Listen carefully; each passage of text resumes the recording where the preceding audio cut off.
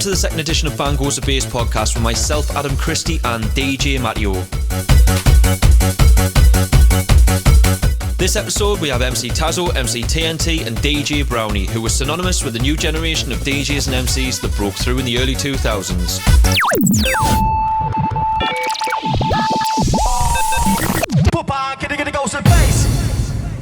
So I'm with Paul Brown, Kevin Hogg and Craig Greenwood. BROWNY, say hello so everyone knows your everybody. voice. Yeah, Hoggy. Hello there, oi oi. And Greenwood, Oi oi. also known as DJ Brown, MC Tazo and MC TNT. So, BROWNY, what were your first memories of the rave scene? Was it sharing tapes or all our friends going to events, or what was it? I had a rave tape of DJ Richie P, MC Turbo and MC Stompin'. What a tape it was as well. Blew my mind. Excellent. I can't remember any of the tunes. What on it? Japan. MC Turbo kicking his lips up to it. No, I don't think I've heard that one, if I'm honest, from the Coliseum. Yeah, I think it was, yeah. It was. What about you, Hoggy? Same, I used to get tapes from my cousins, but it was more venue. Richie P once again, I think Fresh. Might have been Techno T as well, but mainly Richie P. Aye.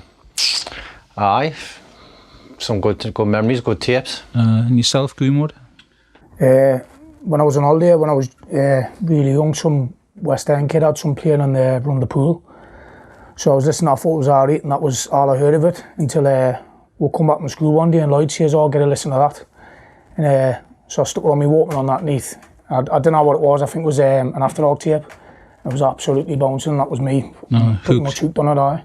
So what sort of years would they be when you heard it, Greenwood? Oof, I was 14, mate, so 1960 odd. From the Stone Ages. What about yourself, Hoggy? Was it sort of similar time, 96, 95, something like that? Maybe 95, aye. Definitely young, like I say, my cousins all a lot older, so I used to just pinch their tapes. And obviously it just progressed into Coliseum, After Dark, so on and so on. Yeah, aye. So what made you want to become an MC? Basically just the lyrics. So I love the music, listening to the music, but when I used to listen to the lyrics of the MCs, how flighty they were, how exciting they were, I thought, this is what I want to do. Like, just fell in love with it, you know. Mm-hmm. Yourself, Greenwood? I think it was just a natural progression, really, from listening to the other MCs and that, listening to them entertaining the crowd, because it was a little bit different, the sort of MCs that were coming through then, until like Techno T came back from wherever he'd been for a while. And we started seeing like their stuff, and then naturally started coming up with our own stuff, and then next thing you know, I was jumping on the mic all over the place. It just like kind of happened. It wasn't like I want to be an MC sort of thing. So were you MCing like in your bedroom, and was it Lloyd's house, or what was it? We started off doing it. We started doing some in Lloyd's, and then when I actually started doing it, and then I managed to save some money up my paper round. Went down to Uncle Sam's doing the bottom of Sunderland Road. Bought myself a daft little karaoke machine, daft little red thing, with a mic. And there was one Judgment Day tape. It was a Selector C on one side and Bass Generator on the other. It was a Lloyd's tape. And he literally used to just play that on the karaoke machine and then record it on the other set. And then fire away every morning, listen to the tape on the night time, or run my paper round, and then the next morning I'd be doing the same thing. And then I'd start saying my own rhymes, and it sort of progressed doing it then, but karaoke machine jolly. And what about you, Hoggy? Similar, but we used to have a Ghetto Blaster. We used to MC into the Ghetto Blaster, play the tape through the hi-fi, and similar thing, used to record off that. The tapes we used to MC over the top of, to be honest, he's brought back my memory there. Selector C was definitely one of them, which I think I got doing the key from Mike, and I think it was Makina, but being that long ago, it might not have been. It might have been something else what I'm thinking now. BROWNY might know a bit better, the music we used to do. I think it was DJ Selector C Hard Trance set, with a brilliant set as well. Yes, and we used to a few bottles of White Storm in the bedroom, lights off. Bit venue, and we used to just MC into a was that the MC, Brown? Living the dream. That was before you were DJ, you were an MC. Back in the day, Ali. He was a better MC, I must be honest, but that's how it all started. So where did your MC name come from, Greenwood? I don't know, to be honest. I thought that I just exploded on the mic, so I just came with TNT and it used to be Whistle before that. Whistle? It's not a kid called Peter Lightfoot up the Liam. We used to be called Whistle and Buzz. And then obviously there was Lloyd there, me and Lloyd were TNT and 8 were. the PIC after him and Potsy had been called, but Potsy kind of... Radio Master drifted away from it. That was a little shout there for you, Potsy. Yeah. Did you know that was a TNT rock shot and he was a DJ at the time, or? Didn't have a clue. I thought I was original, and then when I've looked on Facebook, there's a good 5 of them. What about yourself, Hoggy? Where did the name Tazo come from? Tazo, you had a dog, Tazhog, didn't you? What came first, the dog? I did. The dog was first. But I had to think about that. Like, the dog was first. And basically, same as what Greenwood's saying, I had a few MC names. I know you can sure remember some. Like, MC Magpie. That's the one that sticks. I was only that for a week though, so I was MC Hoggy, very original. Obviously, MC Magpie for a week. I got a lot of stick for that. And then basically, Tazo come from. Can you remember the crisps with the Tazos? I've got one in the house actually. Well, I've got the full collection, but we'll not go in there. Right? No, what we used to do, pogs and everything. Hogs. No. What we used to do, the lads I used to knock about with, we used to go into Tesco's, Asda and that, rip it up in the bags, get the Tazos and whack out. So basically it was pinching, but back then you're young, you're daft, and obviously I kept seeing these Tazos and I thought, Tazo, I need a new name, it's fresh at. A lot of MCs had similar names. I thought myself, alright, we'll go on with Tazo, and it just stuck, and I just want to be original, be different. So Paul Brown, where did you get the name DJ Brownie from? Well, you'll never guess. Well, I was going to change it back in the day, but after me, Hoggy and Bolly, we made this tape, and it got passed from the North East. We got speed up on my karaoke at the time. So that tape where I think you start with is it the Sewer Infinity and that's stuff the like one. That on, yeah. and people are like, you hear it, I think it's on YouTube, and people say like, oh, the Brownies there, I think it might have Sound Labs, Belfast, it must have been the fastest decks in the world. So that tape's actually is speeded up then. It speeded up on my karaoke at the time. And once that tape was passed from the North East, I thought, well, my name's have it out there. A lot of people knew who I was, so I just kind of stuck with it. So what made you want to be a DJ? We just listened to all the tapes down the key, all the, like, the After Dark, Coliseum, and then once I went to Judgment Day, and I saw Marky G going nuts on the decks, smashing records across the head, I thought, that's me, that, like, I need to get on them decks. And do that, I've never never smashed any records yet, like. Not on the decks. Tight, I think, too tight. Not on the I don't decks. think you'd smash a CD, to be honest. Why'd you not learn a record off Matty and then do one of his?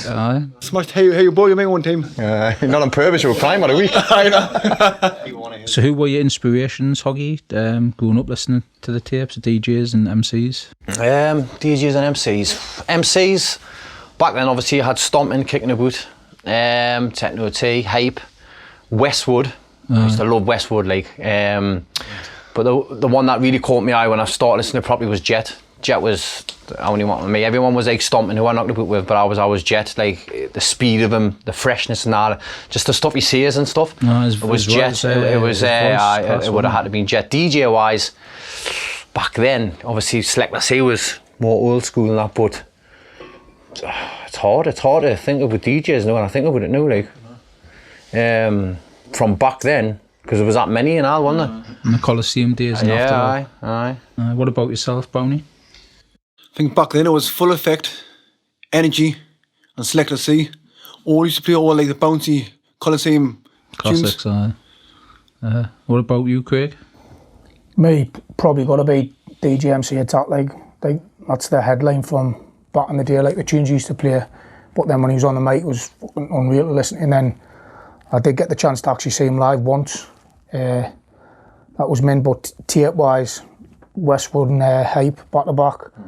They were quality. When Jet first came on the scene after Dark, sort of 98 time, I think was the first time that I heard him. Absolutely lethal. I didn't think Stomping got as much appreciation until I heard him live, and I was like, he's the boy. I'm like, I don't think he can be beaten live, like. No. If I'm honest, like. See, both of us have said Westwood, but I don't think he ever did anywhere after the Coliseum, and I don't think he's been around. But a lot of people, like from our way, definitely the tapes he was on, a lot of people did seem to like him. I think it was that connection that he had. Them two back to back was like, because it was fairly rare, wasn't it? Back to backs then, and them two, just the chemistry that they had when they were on the mic together was just like, well, that's where sort of me and Lloyd, when we were MCing together, we were like working on that same basis, that Westwood Hype, partners in crime sketch. Yeah. So, Brownie, how old were you when you got your first set of decks? I think it was about 15. I think they were like Sound Lab, belt drive. And you had decks as well, didn't you, Hoggy? Aye, the same. I got sound labs as well. Aye. Oh, the same. Aye. Same, So yeah. sound lab while the rage back in, but we didn't understand direct drive, belt drive, and that then. No, just a set of decks. And we couldn't mix a pot noodle, to be honest. Like so. What Scratch aye. Masters and that. You have sound labs or the synergies or something? He had Newmark or something. Him. No, it was it not Lloyd or that? I had sound labs, eh? Did you? Right? And then I had Technics when I was through Sunderland. But I was useless on them, like so. So where were you buying your records from when you first started? Was it Reflex or was bass generator? I used to get a lot of my records from HMV. HMV, aye. Downstairs, massive pile of records, try all them on for a couple of hours. We used to go on a Saturday, didn't we? And we'd be there for hours. And then the ones we did buy, we'd take it home and play it like 100 mile an hour. And, just MC it. So there was club tunes really, played fast. Yeah. But it worked like. Had some good sets. Queues on a Saturday morning to try and get them records on the... I cut on Friday, in Ming on a Saturday. Those were the days. Ball of stone. Somebody kept on pinching the needles, didn't they? They did. They start taping them on and that, and people were still pinching them. So the Deckham Centre had nights on. You had Master G, Wire, Stanton, LWE, people like that were on. What did you go to them then? Was that the sort of... I went to the Deckham Centre a few times, like not loads. It wasn't like every Tuesday, but I went a good few times. I think I went up there with you. I remember seeing Gav there. Gav Walton. He was like a sort of pioneer of the decks from Norway, wasn't he? He was like the first sort of bloke that you would look up to. It's like he's a boy on the decks, him sort of thing. Yeah. I remember Lee Stanton on the mic, Psycho, Jetry as well. I remember seeing Jetry up there. I think that was the first time I met him. No, Jeffrey Brown. Aye. What were the first rhymes that you wrote? Hoggy? Oh, me? I thought we were going to go with the Deckham Centre days. Well, can't you either if you want to. I'll spit that out now. Like we were saying, I used to go on quite a lot. With the kids I was not at the time were there every week. Who were you? Who was it? Who you were going with them? It was like Thomas Grundy, a little bit Outland stuff. John Bolam, few of the Roosters, you know. When you knew back in the day. A few of the names back in the day, but you know, we used to go on Brownie. We used to sit on the backfield, drink more bottles of Storm and that, and then gone into the Deckham Centre. I thought what it meant. Used to stand there waiting to get the mic off the likes of Stanton, Wire, LWE. There was a lot of them. Get me 5 minutes of fame. Give all the young lasses shout outs because I was a young dude myself and that, you know. Put the names and rhymes and that. But good times, I was crap then though. That was a thing. I don't know. I never seen you up there, mate. So you didn't know each other then, did you? We were probably about the same sort of level then as well. You would have been in the other corner. The bottom felon corner, you would have been at the top of the felon corner.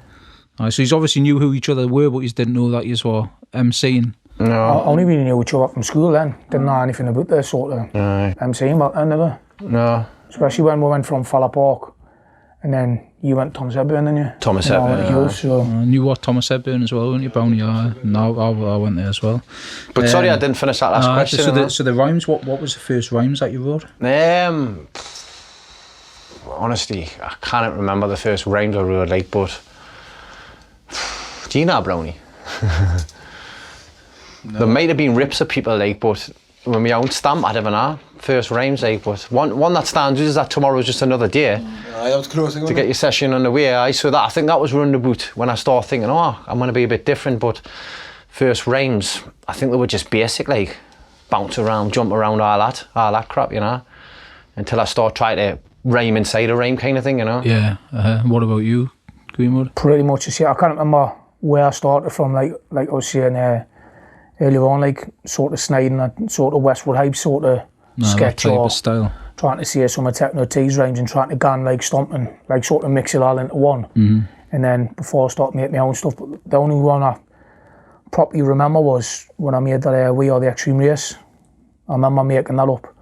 Because you used to have like an art book, didn't you? Like an A3 art book and had all your rhymes and still got it. Still do that, it's in his back pocket. Two seconds. That was Bible. Because you used to draw tapes, didn't you? Like it was called Wonderland. You would design like a cassette cover. Got my name with there, didn't it? So like we're saying, you both knew each other well, but you didn't know that you were into it. And I remember sort of 2000 time, I'd get in a set of I'd start getting records. You give us your records, and I think you sold your decks, and I had like Scooter Move Your Ass was the first tune I got. Tuner. And we bumped into someone, I can't remember who it was, and like you were making the tapes with Lloyd and people and passing it around, and obviously you were making tapes, and someone was saying, "Oh, Greenwood's good and Greenwood's TNT," and then I don't know, it was Vinnie Clark or someone who went, "He's no match for Tazo. He's the boy who rhymes about the moon and all this." And I don't know what rhyme that is, mind you. The moon. It's like take you up to the moon or something like that. I'll have a look that up. Maybe a Frank Sinatra song actually, but. I think me and Tony seen you on Falla Park Field or something, and we were big in Greenwood up and seeing how good Greenwood was, and he was like, "Well, get him up, mine. We'll see who's the best." That's what I said. I remember it. And you had your cordless mics, didn't you? 2 cordless mics. So that's when that sort of started, wasn't it? Did I? I remember you'd seen him on the field, and you came and knocked on my door, and they were like, "Oh, Hoggy wants to go back to back with you. You see us get up his," and I was like, "Eh? Wants a fucking rule, does he?" And it's like, no, they want to go on the mic and see who's the best. And that's where that back to back with Tazo rhyme came on. And literally that explains what it wasn't your boots to say who was the best, because when we come, we just gelled off each other, bounced off each other. He was holding this kind of fast rhyme. I was like, "Oh, what's this all about?" You saw similar sort of styles, weren't you? Because from like what he's had developed without knowing. Without and both fast, flat out. I mean, I used to try and concentrate more on my voice, but I would just gel straight away, and it wasn't even about the best. But we need to find that tape to find out. It's a good tape. I remember I was like summer 2000, I think. And to be honest, you probably were better than me. You were passing them around at school, and then by the second or third tape, there was like 20 or 30 people wanting to be outside and wanting to be in when it was getting made, and. You would turn up Greenwood with like a shopping list full of names. I still did. MC shout out. When people ask for him, you know what I mean?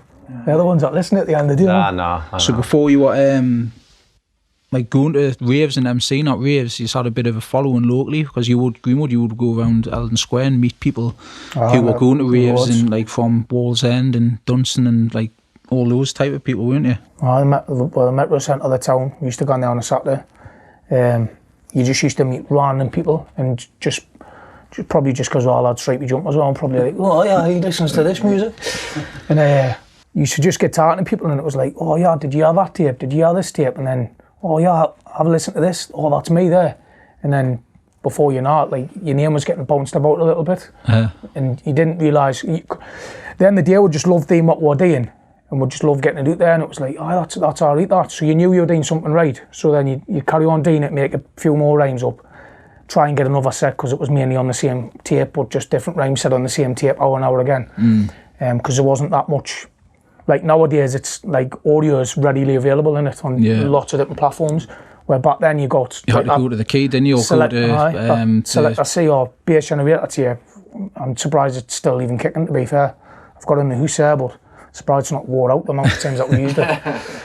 But if you were fortunate to have like Monster G there, like somebody that had the decks, but like you say, nobody was really a DJ then, and for him to sort of push that for then everybody else to start wanting to do it, like BROWNY, do you know what I mean? Because there wasn't that many people really around our way, was there? No, it was just, I loved the music, but nobody was really doing it as far we were away, apart from what was at the Deckham Centre. But obviously Danny Stompton's from Deckham. Did you know him then, or did you know he was from Deckham, or did you obviously knew who he just who knew was? of him, like, to be fair, like like us, he was like probably this famous character, do you know what I mean? Would you say that would make you, what if you think, oh, he's from where from, like if he can do it, we can do it sort of thing, or was it just sort of? If I'm honest, no, it was just, like I say, we just loved doing it, do you know what I mean? So it wasn't like you saying there, it wasn't like see who was the best, it was just like gelling and just flowing. Keeping it going, it was just like, it was a fix, wasn't it? It was just like back then, and now else mattered. That's all that mattered. It was the tunes. That's all you look forward to, didn't you? So, and I think the repetition of just doing it hour and hour again was started to what people would say would sound good. All around Gateshead, it was massive. That's like BROWNY says. He got his name out in Gateshead. That's why he didn't change his name. No, so it's stuck. It's the tapes. The amount of tapes must have been flying around Gateshead and that. So were you going to the, like in 2000, 2001, were you going to the After Dark then, or? Yeah, before the shoot, I think I went to After Dark quite a few times. Aye, same, aye. Aye. You just didn't try and get on the mic Nah, out I of used that? to be honest, it was quite intimidating. It was probably the largest place I've ever been in, that was all. It was a mad place. It was, and we were younger and all, so used to always see the older ones, not scrapping, but used to be nearly raked between West End Gates and all that You crap, always know. used to hear about people getting taxed and things. It was intimidating compared to and I've got a few crazy memories on the metro and that. Like, It was good, but it was quite scary. But what I used to do, what I can remember, I used to stand on the dance floor, everyone else would be up the nut, and I'll just be standing there on the dance floor listening to the MCs, like Jet, Hype and stuff, and I used to be proper into it. I'm thinking that's gonna be me. That I used to always think that in my head, and I used to MC myself on the floor and that, you know, like not in people's lugs and that like Greenwood, but I used to like nah man, I didn't. I can't see it now. No, I used to say that's gonna be me up there, and that's, you know, so like I say, I used to go on, but I used to always be on edge gone, so I didn't love the place, to be honest. You never went, did you, Greenwood? No, we're supposed to have gone on that last one. There was me and Potsy going to go on the last one. And Lee Reid said, there's going to be loads of ructions and that. And so people Just didn't go, no. So it didn't end up going, and turns out there was like 2 or 3 MCs on. So I literally missed the opportunity because I just started getting on like last bits at the Monkey then. I think Bolly's probably the only one out of all of us who had a go, and that was just even 10 minutes, wasn't it? I remember. That, I was there, Massive that time. give him a go, aye. It was before Massive came. Massive came in late. And me just let him jump on for, I think it was 10-15 minutes. I made the tape as well, didn't it? So by like summer 2001, me and you were going like quite a bit, weren't we, to the Monkey, and like every week we're going. How did you first get on? Because you were the first out of like the new generation MCs to get on, weren't you? Well, I managed to blag my way upstairs somehow past Greg, and which was a hard enough thing to do. Greg on the door. And then I got up and I was just like sitting there just watching Stompton do the business on the mic, and I was like, and he had like a natural pause, I think, in the set, and I was like, oh mate, can I get a gun? Can I get a gun off there? Because I think I was just there, and he was like, aye, you can have a gun after I've done my set. I was like, aye, sound. And then he gave the mic to Jet, and I was like, I thought you said I could have a gun. He goes, you can get a gun after him. And I goes, well, you let him know then. So he went, yeah, give him a gun, the mic after you. So then I got a gun on the mic after Jet, and like, I don't know, like I thought that was my time done, because I literally got 15 minutes, and then Danny came back up and got the mic off us. But I remember being on for 15 minutes, I thought, this is my time. Give about 9 million shout outs. And Lee Raines just I think I checked the mic, and the rest of it was people's names. And, I just remember seeing Margie Hall. I only knew who she was by VSN. She was like, go on son, fucking get it rocked, or something like that. and then obviously so you shit yourself and give everyone a shout out instead. And it was literally 15 minutes, and then he come up, and I thought, that's me done. I've hit the big time, I'm gone. See you later. I never thought I'd do it again.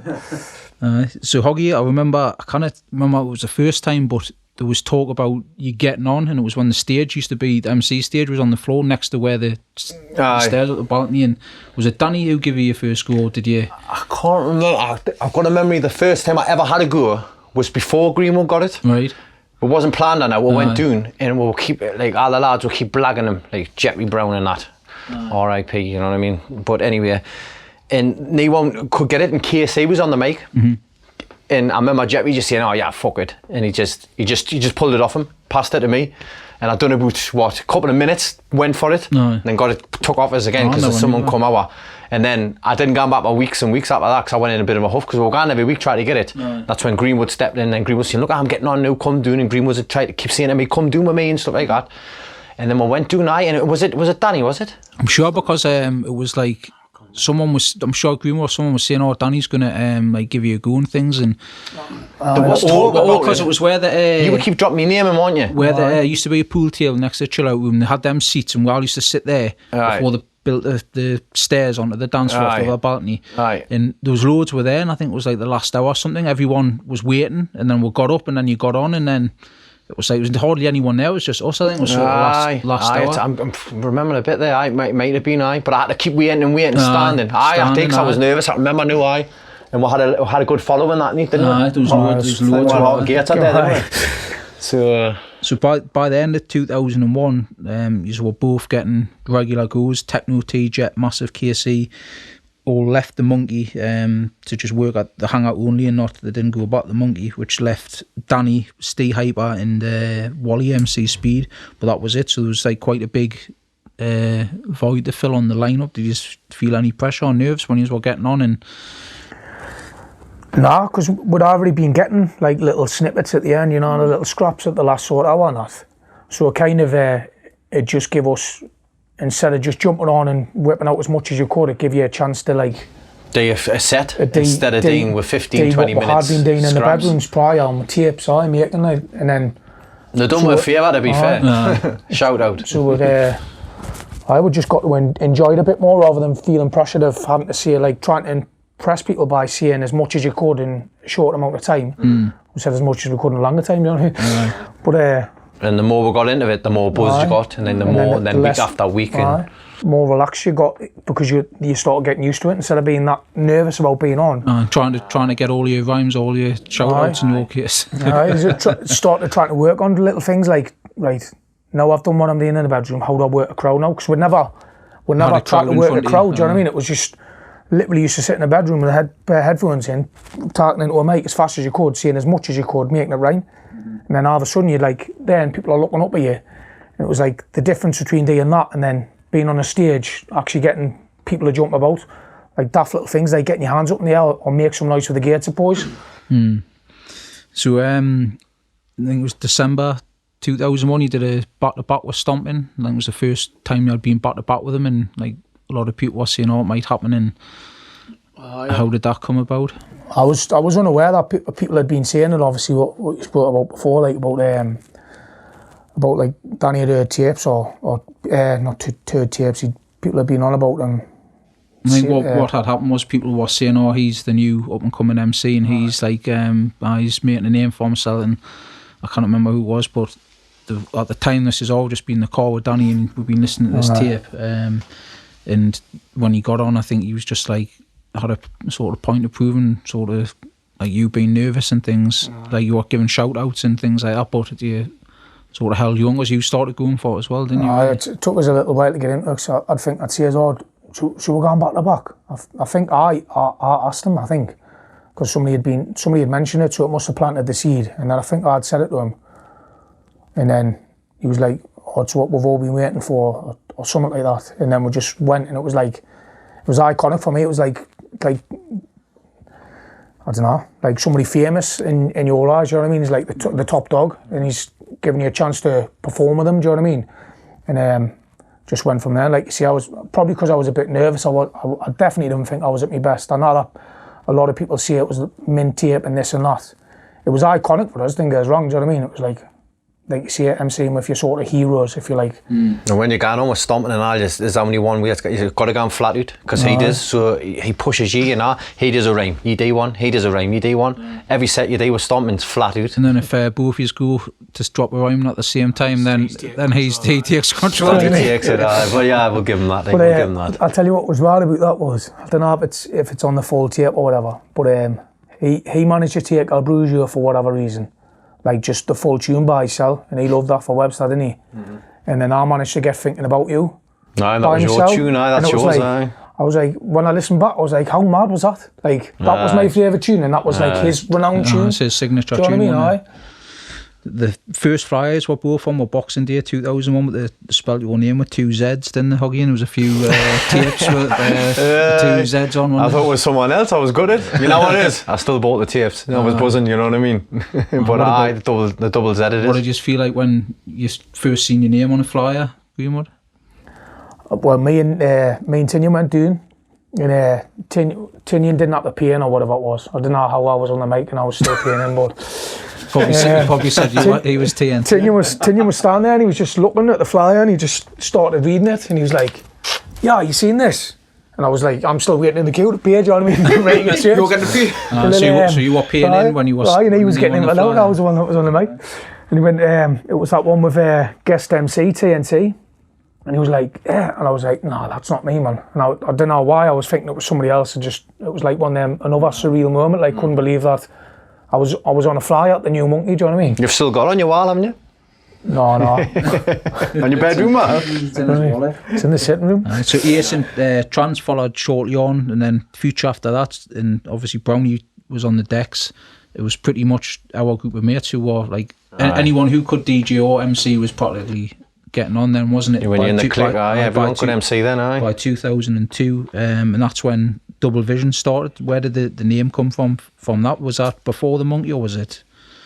I think it was, but once again, my memory, you know what I mean? I know why it come about, because we used to have the same haircut with the short button side rooster cut, and look similar when we were younger, you know what I mean? Obviously I'm taller, but and we look similar, so people were like, the Double Vision, and that's how it come about. But I can't remember who made the name up, or I think it definitely come before the Monkey. Before that, so that's when the back-to-backs, practically every set, every week, that's when it started. Start of 2002, every set. But when before that, it might have been one MC or a couple of MCs swapping it. But that's when I think a new generation started really at the Monkey, because a lot of older people had who had been MCing things, they left for the reasons. A lot of the DJs left. Chrissy G won the DJ competition. He became a resident. Then you had Cliffy coming in and bringing the tunes in from Punchy, and it was like by 2002 it was like a start of a new era compared to what the Coliseum and the After Dark was, and then the After Dark with when Scott had it. And come more Makina then, didn't it? Really, like back in the day it was Coliseum tunes, if you call them that. Spanish, Italian, German, and that. Makina started getting bigger as we were coming through. It landed ideal for us. Makina, you know. Aye. So it didn't get us wrong, German trance that was still getting played, and it was amazing. But we still thought that, Monkey tunes, that's all I got called for years and years. I heard that Monkey tune. It might have been Italian, it might have been German, but the wicked they're Monkey tunes, aren't they? People are still like that now, to be honest, that they've but it landed back in track, hasn't it? Things happened for a reason. I think it just landed ideal for us. At the time, bang on the scene at the time. Makina was getting bigger, like underground in the North East. The emphasis as well changed from not just the DJs, but more to the MCs. So when they had the DJ box where it was originally, and you had the MC stand, and they were both like, if you were dancing on the dance floor, you would face both the DJ and the MC. But then they built that DJ box like on where the old stage used to be. But for a few weeks they had that stage what was coming off the balcony. So you had the DJs at one side and the MCs, and no one faced the DJ, everyone was facing the MCs. Soz lads. And that's when No, that's why I chose to be an MC. I'll just come back to that question. So you had that, just a little story about that MC stage, because it built it going off the balcony, didn't it? And you had used to climb. I want to stand on the speakers and I want to snap my neck like. The old MC, remember the old MCs? What was like a diving board? Like Tony Moore jumping off in the air. Why they built that? Like it was like a diving board. It was set up to field, and everyone's full of the smarties. The field going up and down. It was not a good thing to be on there. We're bringing some memories back now. I felt like it was going to snap. It did, didn't it? I think the best setup with the Monkey was when they used to be as you walked in, it was on that right hand corner. Right hand side. And it had the stage underneath. That was a good DJ box. So it was cornered, so you had the full crowd in front of you. You know what I mean? It was just the head plugs that got on the mic when you. It totally changed it, didn't it? Because it got, as 2002 got busy on 2003, like you say before, no one could get upstairs on the balcony. And then by the 2003, that balcony was open, and the other one and built stairs off it. So it was getting bigger, wasn't it? It was more people were going regular. At the same time, we were going down the Monkey, were doing a techno tribe at Bluebell in Fell in 2002, which was some good times out. And that's, I suppose, when me and you probably started DJing properly, wasn't it? Yeah, the Bluebell was a class place. We used to be DJ there every Friday, be there till Friday, Saturday and Sunday. Never used to leave the place. Yeah, no more allowed. But yeah, that's where me and you started DJing there, or the Willows even. I think the Willows 2000 came later. I think it was we did the Bluebell, then we did the... That just after? I remember our flyer with 2005 with the Willows and that too, but the Bluebell was the first techno. Well, we used to charge a quid in and all, can you remember? The lineup was like... How many a bill did? It was a good event for the money as well. Quid to get in, and it would have like a lineup now, would be grand to put the lineup on.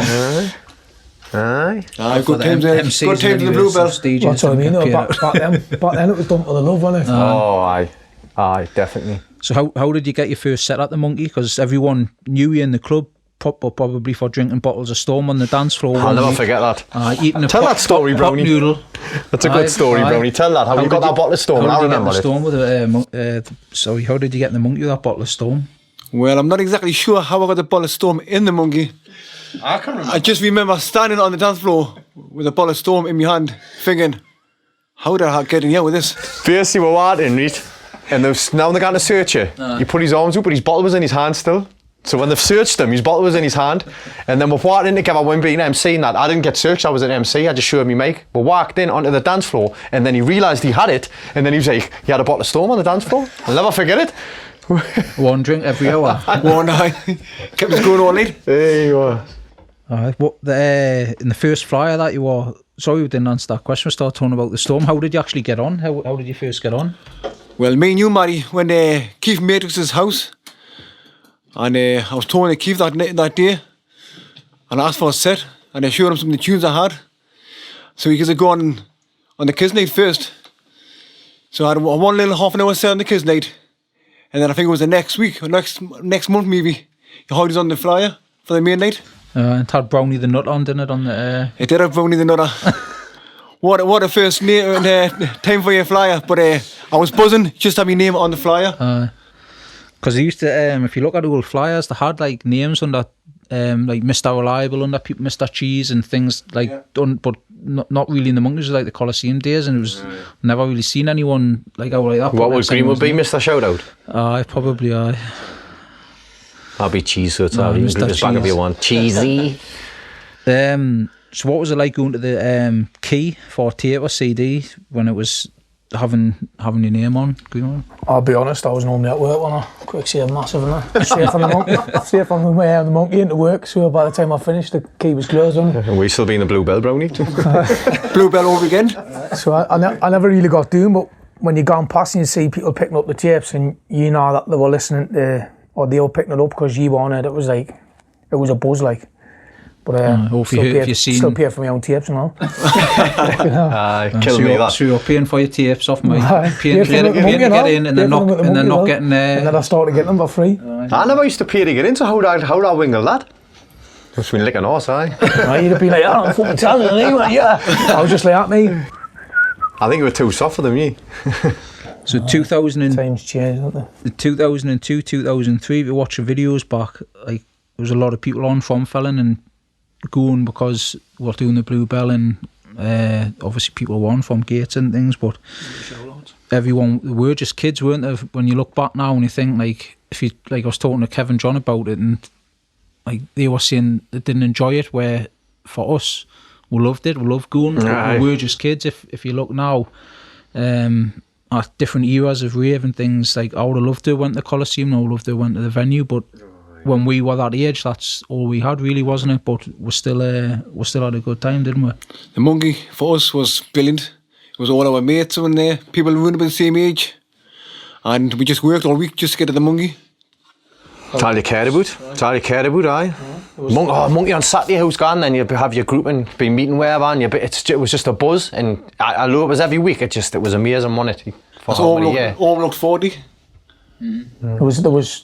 They didn't have the Coliseum, do you know what I mean? We couldn't have went to the Coliseum, or sort of too young, do you know what I mean? So our generation, the monkey was, our generation's entrance into the big time. Don't get us wrong, like I would have, if I had a choice of all the ones, venue would have been the one for me.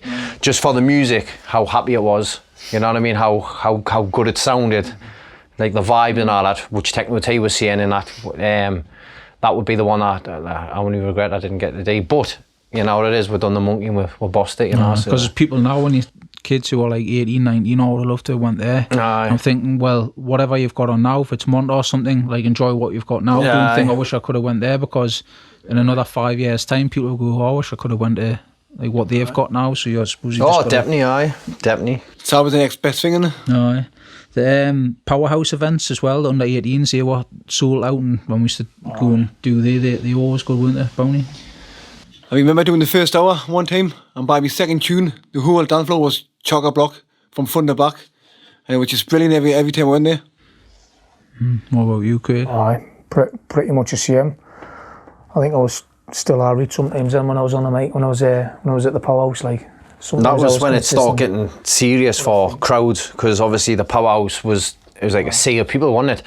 That's when you used to get more buzz for the crowd and all that thing, and that's when I started turning more into crowd control than all these quick rhymes and that.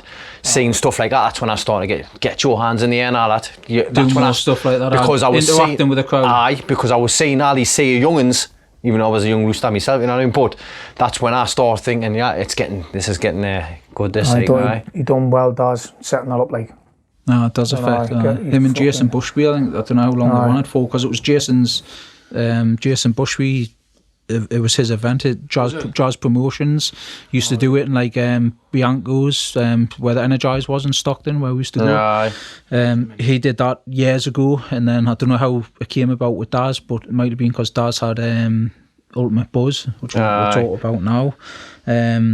Because it was like that sort of year. I was the age of Keyboard Warriors, Ultimate Buzz Forum, MSN, and you would have people sending clips of people. Wasn't really videos, like MP3s of people MCing and tunes and things, and you had your profile photos on Ultimate Buzz, where you've been sort of recognised more by other people. Then, where people are coming up to you and say, "Oh, can I get a photo? Will you do this and that?" And I think Ultimate Buzz was positive for the events, because it was good promotion for all the events out there at the time, and for the MCs and DJs. It had a bit of negative energy as well some days. On the phone, but most of the time it was more positive. No, but that's the same now, isn't it? Keyboard Warriors, you know, you get that now. But you did get more recognised because you had your pitch out then. So people were like, "Oh, are you Tazo and stuff like that?" And you used to be buzzing off it. One with the Metro Centre, are you Tazo? And you'd be like, "Oh, I'm going to get a pitch out." You know, so you did your buzz up, you know. Well, it's like social media now, when you put something on social media and it goes like wildfire. But back then it was like the start of it all, wasn't it? So you're naturally going to get more people because it's getting out to a wider amount of people. People are sitting in the house and not just looking on the computer, they can get to see who you are rather than having to go to an event and see who you are. So. Ash Alert was saying to us the other day when he was talking about the podcast, he says if you do one with Greenwood, he says, will you ask him if you can remember signing someone's England top? Can you remember that? I thought you were going to say that's for a shout out there. Not again. I remember being asked somebody to sign something. I can't remember what it was, because I remember when you'd mentioned it earlier on when we were talking. But it was about somebody had said something, and I remember laughing about it afterwards to whoever I was with at the time. No. I can't remember what it was, because obviously everything blurs into one, you know what I mean, lost through the history times. I remember somebody at Fella Metro asking us for an autograph. I was like, why are you? I thought they were trying to meg us, do you know what I mean? What did you sign, Greenwood, or TNT? TNT, obviously, you know what I mean? I got asked to sign someone's cap many years ago, like a cap, you know, a white cap. Did you sign it?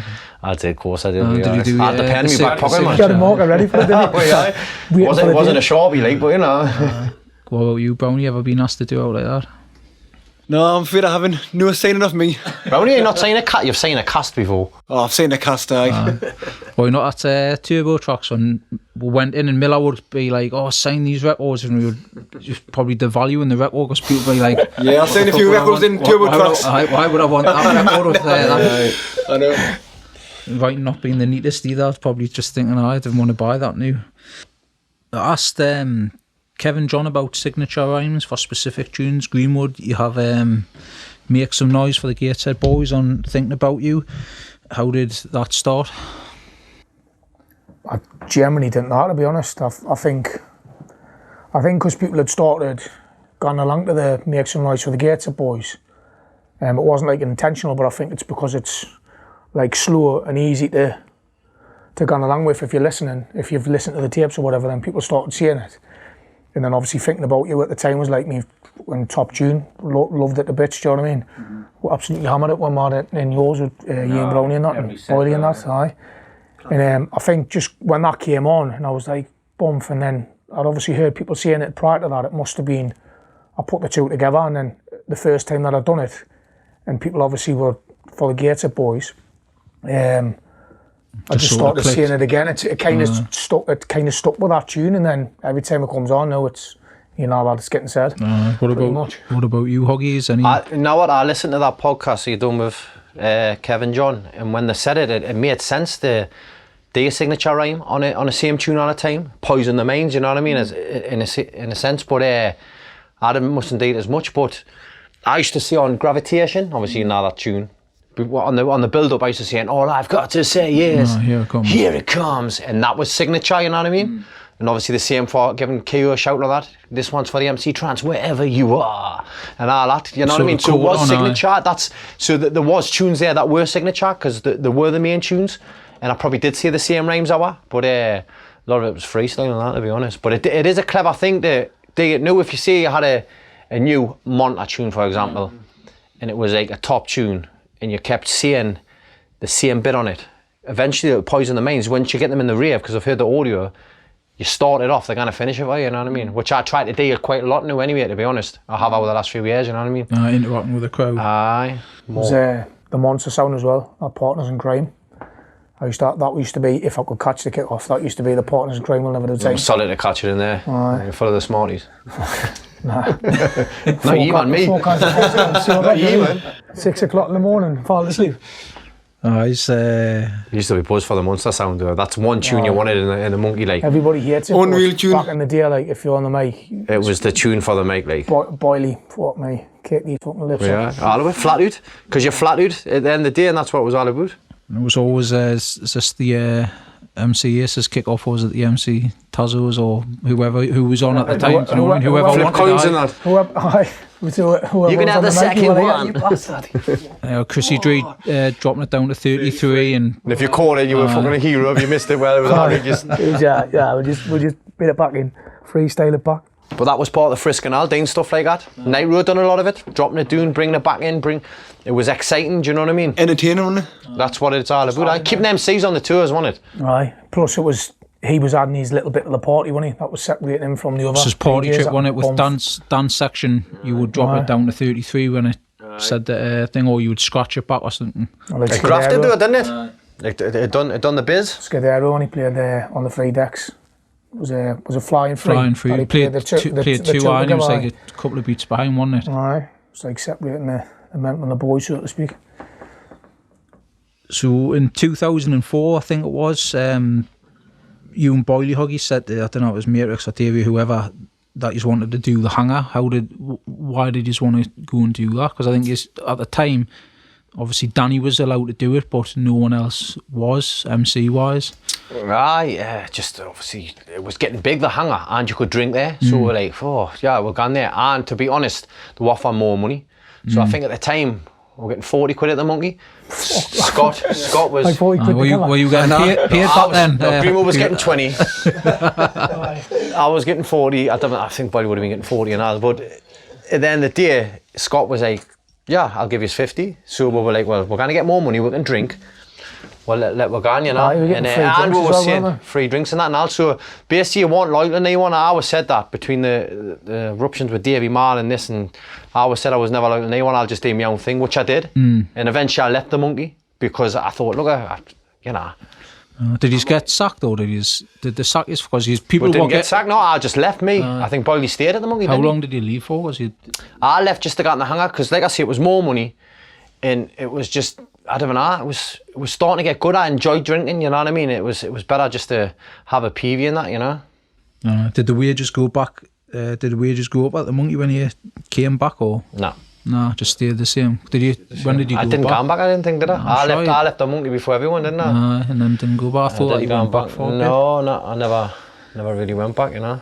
So how much would you been getting back then? Like at the peak, 2003 sort of time, was it like 20 quid? 35 quid or something. What about you, Brownie? 35 quid for a full I think about 25, 30 quid. No for a taxi fare home. Started off on 30. I'll always remember I used to get 30 quid and for the taxi, but then that's why we used to get the bus on the metro. Make Greenwood when he fell asleep and that. That's a good memory. When you fell asleep with Hugh before I got off. 3 times. Yes. Come get the last bus back. Pull into Hewitt. You were full of the Jot and Jills and I was like, that's so bad. We hadn't gone to work and that. You were, aye. Take me backpack on. No, you used to have Plur Plus, man, didn't you? Plur Plus or what it was called then. What did that be after fucking 14 hours of being away? Come back from the Monkey. Have his tape from last week, what he had paid for. fall asleep with his tape. There's a 5 minute tape. And then everyone would jump off the bus and just leave you. Try right up to wake up. And then go and do a 8-hour shift or quick save and What a guy, pizza. Respect. Working for the week to pay the rent and bills, I mean. Still live with me, mum. So as well, when you were doing the sets down the Monkey, it wasn't just now, it's you turn up and you do an hour or you do 45 minutes and then you shoot off somewhere else. Like back then, we were there all night, weren't we? So you were doing, like when you were emceeing, you would do a set and then you go and do another set. So you were doing 2 sets really for... I used to love to try and get on the warm-up because obviously the warm-up tunes on the Monkey were amazing. Do you know what I mean? I used to play the back of them ADNs and like club tunes, even club tunes back then were mint. Dance tunes, Soldiers of Fortunes and stuff. So I used to try and get on at the warm-up, do bits and bobs, enjoy that. Then chill out and get on later on. But like you say, you could be doing a set 1 to 2. Get 1 to 2 was prime in the Monkey back then, you know what I mean? Stupid as it sounds, it's a killer. I wouldn't dare do it, you know you have to pay his fortunes. But anyway, used to proper buzz for it. And then next thing you know, 5 or 6, you're back on the mic, back to back with 4 people. Keep on! But even like back then, we didn't even have a rota to start with, did we? So it was like 1 till 2, you could have about 5 or 6 MCs on because I wanted to be on it. It never worked out the rota, did it really, you know what I mean? Like, you still got ranked Turbo D was like sessioning in the corner, he would miss it up, you know what I mean? Like, he's meant to be on 2 or 3, but he's in the chilling room smoking free skinners and he's like, next thing you know, he's come bouncing all the way through your set. I'm on new, man. But that was what it was all about. But you buzzed at that because you could just share it round. Because one little click, you know what I mean? Well, down for the night and anyways, it wasn't Exactly. So it didn't make any difference if we were doing 5 or 6 because... just loved being here, didn't you? Waiting for the, exactly. That was the thing, it was like, you lived for that weekend to go to the Monkey. It wasn't we'll put around you and we'll go in there and we'll travel around you. It was like, you went to the Monkey, you stayed at the Monkey all night. And it was like, that was your night event. Not like going on the drink round the tomb where you got to different bars. Where now you might go and there's a rave on or whatever for like 4 or 5 hours from like 8 o'clock to like 12, say, for example. And then you go and do your set there and then you gone back. You didn't have anywhere to go at the Monkey. 12 o'clock, 7 o'clock in the morning, where else were you going to go? There was sometimes though when we went, because obviously the hangout was on once a month, so it always going to fall the same time as the. So sometimes we'll go to the hangout first. Go to the hangout first. I used to love when I used to happen. Or we used to go to I think once we went to South Shields and. South Shields, Metro over. Get the last Metro from South Shields. And doing things like that, but at the same time, I remember we're having a mint time there. I think it was 2004 sort of time when you had even more younger kids were coming in, and then we started feeling old. And then, like you say, we're going to Shields, we're going to Hangar, we're drinking more and more, and then we'll be sitting in the toilets upstairs and shit, yeah, I'm not coming back next week. And then we had that conversation every week, didn't we? All the time. It did. And then it would just be like, people will come in, the same people would be stood there, talking the same thing, I'm not coming down next week, it's shite. Toilets were good for us, like, didn't get us wrong. Yeah, they were like the same toilet to the train spot, like, but it was a wax our environment in them toilets, like, nasty one. I would have done COVID straight in that, really. I used to be all used to see some good old clips in that toilet now, like, to be honest. I remember, I can't remember which DJ it was, but I was like, Eggerson would come in, like with Nemesis record box, and like, what are you doing with that? And they would see some funny. You'd be sitting cracking on like with the way we are, and then some dude will come in off his nut, like, and they'll be like, oi! There's your entertainment. 5 minutes later, a different dude will walk in. It's crazy. Come walking in with a big giant hanging out his mouth, what's happening? And you're like, lads, well, check out him. So around that time, Greenwood, would it be fair to say that your sort of heart wasn't in it because you had been 100%. There and you'd done it, and you weren't, like you'll even say yourself, you weren't as consistent as other people. When you listen to the audio, you sort of weren't saying your rhymes, you were freestyling a lot. And was it just a job by then for you? Or? I didn't think I was meaning to freestyle. I think that just came naturally because I was sick of saying the same rhymes I want to again, but I didn't have any sort of motivation to make new ones up, if you like. I was working through the week and then gone to raves and MCing on a weekend, and because I was staying a lot sober, not getting any happy energy from anywhere else. It was kind of, I was pretty much it was all starting to catch up, I think, and I was sort of down on my feet, so I was kind of... The buzz wasn't there for the music, and you were just turning up. Lost love for it, and it felt more like work than what it was actually gone out there and doing what I'd love to do prior to that. No. And as soon as it became work, it was like, nah, I'm not doing this anymore. And then I sort of dipped out of it. And then I had the burn as well, so Alicia was born then. Like around about that time, I was starting to she was coming to the one, so a lot of concentration on that, work, and then what I would class as working on a weekend, doing sets, rather than kind of having a laugh again, So but it had changed, because by then it was like you had responsibilities and things, and it wasn't as... Family man, different era was sort of coming in as well. It felt like I'd sort of served my time, if you like, and it was like... So Ronez came in, I think, the very end of 2003, so by 2004 we had Ronez, Lyric, Rockin', Tempo, I can't remember who else was coming, but again, we were all going out drinking and going to different things, and then it sort of died off for where we're going every week to going like once. And I remember going in 2005, and I was thinking, because when we used to go, you would have all the West Enders, you would see people like Ian McHale, Martin Armstrong, Halman, Elliott, all of them would be underneath the balcony. Then Galty as well, Galty, R.I.P. again. Galty, can't forget him, sorry. And then you had all the Hebben lot, all of them type of people. In a specific area, and I remember going in 2005. I think Gorfy was he was doing a set with Mike O'Hare or something, and me, him, and Joe Morris went down. And like I always used to walk around anyways, because you would bump into people and you would sit talk to them, and you would just like walk around. You knew everyone there, and I remember going, I'm thinking, I don't know anyone here. And it wasn't... Nate Fellin's name out. Fellin's either had all grown up. And Nate Brownie and the children with his pot noodle out. Brownie, what did he probably was... I love them pot noodles. I know you did. Be on the dance floor, spilling it on everyone. You used to come in the morning and be all do me shirt. That was the worst thing for me, like, just letting it carry on and letting it sort of fade out rather than just saying, yeah, enough's enough sort of thing. I kept on going, probably just for the money, to be honest. And your heart wasn't in it, eh? So I remember saying to Keo, like, at the time, like feeling gutted and saying, no, it's like it feels like it's like what we're gonna do. And he was like, well, what do you mean? I was like, he's like, well, we're just gonna drink in the Range or the Blue, whatever we're drinking at the time. He's like, well, we're still gonna see each other. You've got to remember though, them 2 years we did have, the end of 2001, 2002, 2003, we smashed it, and you got to remember every week and all. So it's still a lot of sets, a lot of memories for that thingy. But everything it was, you know, everything changes, didn't it? We've done it, you know what I mean? Got the t-shirts. Thursday, Friday and Saturday, various places around the North East, and then on top of that, working through the day, do you know what I mean? So by 2005, you had like we're going to Icon quite a bit, weren't we, Brownie? No, every week I'm in it. So you were rocking the dance floor and Icon, but without your pot noodle. No, I was loving Icon at the time, playing all the good club tunes. We used to go on a Thursday and all Icon. Thursday, Friday, Saturday, Monday.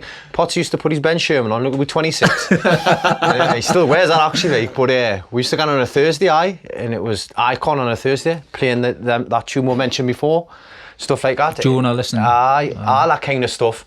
Delirium, Silence, stuff like that. Class at the time, Icon was amazing. And then we used to go on the Icon, then got the Monkey. So it was the best of the best then, you know what I mean? But you had the Scouse started coming through more, then it was getting more popular, and then we went down to pleasure rooms, then we in Liverpool, 2005. Dodgy place. For that the dog was dodgy, I tell you. Oh, yeah. It was a good night though, I remember that night, Gorfy's birthday, I think it was pleasure rooms. No, it wasn't. It was Keo's. It was Keo's. It was in April, I think it was Keo's, but it was in April. But we went down on that bus, didn't we? Aye. And then I was sharing a room with you, and you had left your pants in the trouser press. He was having night terrors and everything. I was like, yeah, get us out this room. I thought we passed one fire. But we went to Liverpool in the April or whatever, and then in October we went to Blackpool, and then 2 weeks later that's when we went to Wigan Pier for the first time. We went to too much, didn't we? And it's when we were walking through Wigan town centre and Huggy starts singing the tune songs. There's obviously rugby culture down there, and loads of Rajis from Wigan. To be honest though, there was only 4 or 5 of them standing there, so I was like, tune, giving it the big one and all that. But when the Born tell all his pals, another 30, 40 of them come out, and I was like, leg it. I was been doing for my birthday that day. And I think the funniest part of that was me and Matty ran when the bouncers came. And we jumped in a taxi. So Matty started putting this Scouse accent on. I thought, what the fuck's that? Hello, mate. Can you take me to Wigan Pier? I was sitting in the back of the taxi. I was creased. Like more like Dick Van Dyke off Mary Poppins. Right, because we got scattered, didn't we? So we all split up, but we all met up in Wigan Pier again, and it was all good again. Well, the first hour I was still getting pints at the bar, talking like the daft accent on, thinking someone was going to do. First time in Wigan Pier was like excellent neat. And then 6 months later, Chrissy Mack had clubbed out on, didn't he? And that's when you did the hosting. I think we were the first MC in there who did anything like that, wasn't it? Yeah, obviously the Scouse was getting bigger, and I stopped writing rhymes to McKenna, or rave, or monkey tunes, or whatever they called it back then, and I was just like, yeah, this is the future, this bounce, I'm liking this, so I started slowing my rhymes doing a bit, writing rhymes to this, and I thought this is going to be the future, and that obviously you had a little bit after that, the Blackout crew on the telly and that, and I thought, yeah, this is where I want to be, me. These are on MTV, yeah, they're rocking the show, or Clubland, sorry. And I thought, this is where I'm going to go with this, and I enjoyed it. I enjoyed that more. I was still doing my rave set, but I was like, when it come to clubbed out and stuff like that, I thought, this is where I want to be. Like and that's when the hosting started getting even more for us instead of rhymes, because I was starting to get the crowd and stuff like that. Something new, wasn't it? It was new. It was fresh. The donk, it kicked in. It was amazing. All right, so the monkey was still going, but by then it was like, for us it was old hat. And well, I was long gone by then anyway. You went in the Marines, didn't you, in 2006, was it? Oh, it was in the 2006 I joined the Marines. That was just funny, like, because I think the monkey had shut before the monkey got raided in 2006 when all the war going then, Robert. I was there when it got raided once, because I remember being on the mic, when the police come on, I was like, oh, what's going on, yeah? That wasn't the same raid though, was it? Because I remember that one. I think it got raided twice, didn't it? But the police coming a few times with high vis on that, but it actually got like raided. just walking around, remember that? But I joined the Corps in 2006, but people had said that I'd left the monkey to go and join the army, and I was like, for one, I never joined the army. Joined the Marines, which is part of the Navy, if you like. So they got that one wrong, and I got shit because I was literally lost heart in it. Do you know what I mean? No, so you stopped MCing for quite a while, didn't you? Aye. Aye. So you weren't going to Monkey. You stopped MCing, and then you became resident at Clubbed Out, didn't you? Doing like for Chrissy Mack, doing all of Chris's events. So you had like sort of left the rave scene as well, didn't you? Yeah, anyway, I used to go to Wigan Pier on Chris's buses, so I knew Chris of that. But then I done my first set in the hangar, and Chris was standing behind us on the decks. Was that when I was at the boat? It was. And I like dropped in I dropped in an awesome set, and Chris was behind us saying, "Take your top off," going absolutely mad. So I took my top off, and what was he telling you to take your top off for? Well, he signed you up, you know what I mean, Brown? And after that, he hired on resident. I didn't ask me to take my top off, right? To be honest, Brownie's ripped to bits, you know what I mean? To be fair, I was going to be crazy at the time. Probably did everyone a favour and asked me to take my top off. But that's when you come on the scene, Matty, wasn't it, as well? That's when you were big names then when you start getting... I had both done more in the bounce scene or scouse scene. At the time, at the time, because really we did a few sets at the Monkey. You probably did more sets than me. In the chill out room as well. The chill out room things, but it weren't like Chrissy J or Cliffy or people like that. With it being bouncing, it was new. Yous brung that on the scene, so it was new for yous. So yous were the names new, not following off anyone else. You know? So when the Monkey closed, got raided and closed, it opened Dark Side, which was Oliver's and Burley. Did any of you go there? Or?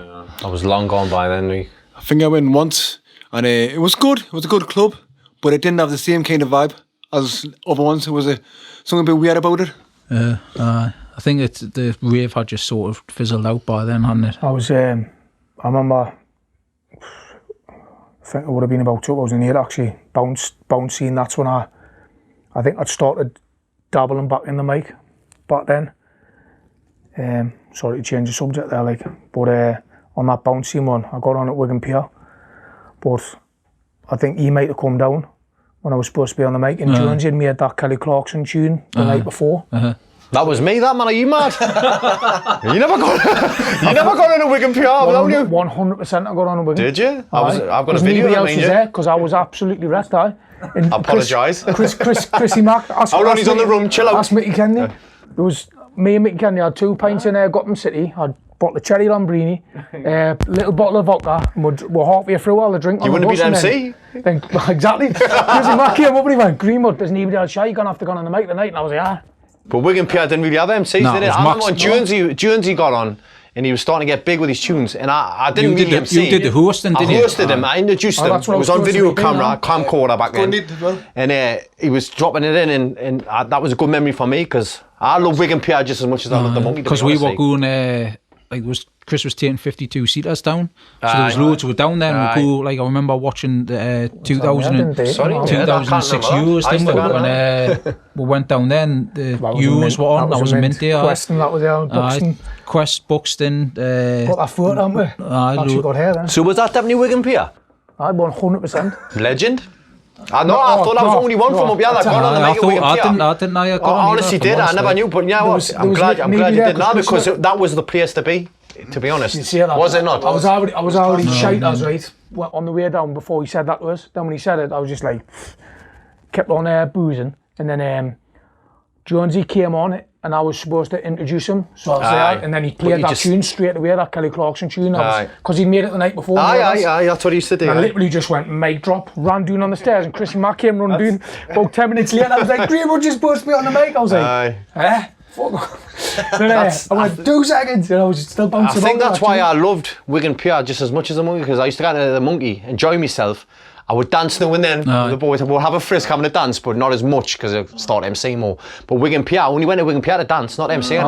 So I would once again, like Brownie, take me top off, fading away, but take my top off, and that was me on the stage. I'll need it, and less obviously the people who we went down with knew who we were, but.